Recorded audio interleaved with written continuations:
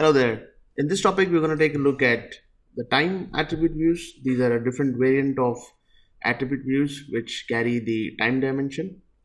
Let's first try to understand a transaction table and what is the need of a time attribute view. Okay, so for that, let's go to the transaction table CE1 and let's open up the content. If you see here the boot right about here, so this is the posting date, and if you see the date is pretty much the day, so it's October 25th 1996. It does not talk about which quarter or which half yearly section, first or second, and then which week and things like that.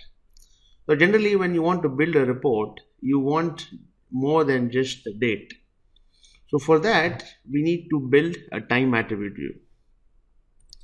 Now if you open the sys_bi, which is a system schema, so let's go there. Right about here, you come down all the way, sys_bi. So this is the time attribute view, and if you open this all the way down, you have m_time tables. So these are system tables which are generated for you, and you can use these tables to build your time attribute views. Now let's take a quick look at one of these tables. They are organized by the day, month, week, year, and so on. Let's take a look at m_dimension.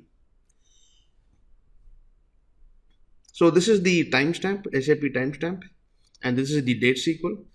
And then if you come here, it talks about the quarter, it talks about the month, it talks about the week, it talks about the week of the year and the day of the week and things like that. It also talks about hours and seconds.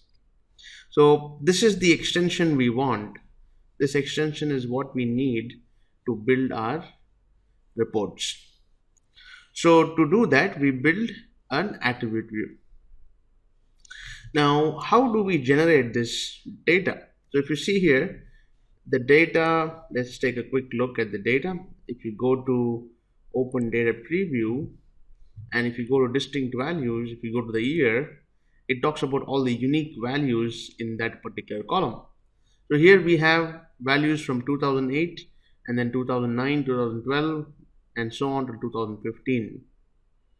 So let's say you want values from 2006. Then what you have to do is you have to come to this area, and this functionality is called generate time data. So you click on it and you select your system, and then in here it's going to ask you a couple of details, whether it's going to be a Gregorian or a fiscal. So let's go with Gregorian, and then let's say we want from 2006 till 2015. Okay, and the granularity is going to be at the day level, and Monday will be the first day of the week. So by doing that, what's going to happen is you will see 2006 and 2007 as well. Alright, let's go ahead and finish this. So I have generated the time data. If you click here, you see that time data is generated successfully, and if you refresh this, now you should see 2006 and 2007 as well. Okay, so that's how you generate the time data, right? Now let's go ahead and see how to build a time dimension view. So as you know, all the models are a part of the package. So this is where you can create one. So you say attribute view, you say new, and then let's call this att_time. And this is not a standard attribute view. This is a time attribute view. This is where you choose the time attribute view.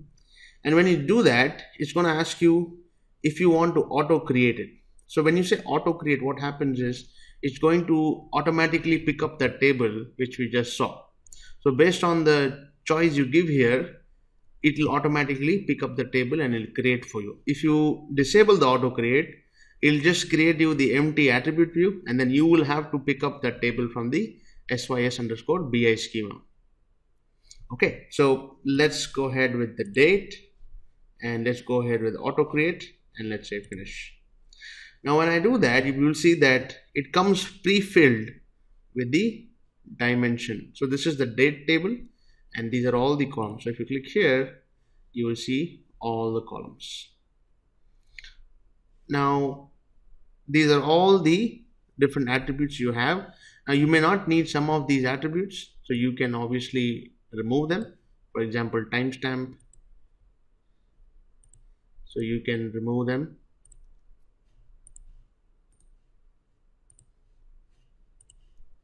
Okay, let's keep the rest of them. If you go to the semantics, everything here is an attribute, so we leave it an attribute. You need a key column, so data SAP is going to be a key column. All right, let's go ahead and activate it. You can validate it. That's a good practice. I generally tend to go directly to activation, but it's a good practice to first validate and then go to activate. That way you will understand what kind of rules you're skipping and what are the different warnings. All right, so the activation is complete, and there you go. So everything looks fine, and now if you do the data preview, you will see the different aspects of the time attribute view. So this is the time attribute view. In the coming topics, you will see how to exactly use this